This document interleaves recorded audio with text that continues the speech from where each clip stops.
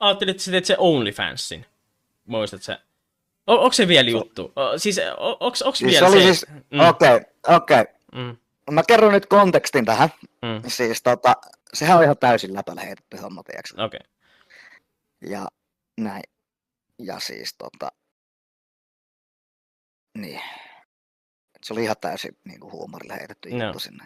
Mut okei, sanotaan näin, että jos oikeesti niinku sun katselukunta alkaa niinku aktivoitumaan ja just tulee näitä donoja ja sun muita tämmöistä, niin voisiko joskus olla, että sitten kun saattaa olla tarpeeksi seuraajia tai vastaavaa, niin saattaa olla oikeasti, että äijä tekee OnlyFansin. Ihan vaan vittu meemillä.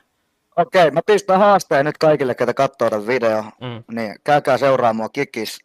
Kun me hitataan se 10 000 seuraajaa Kikis, mä luon OnlyFansin saman tien.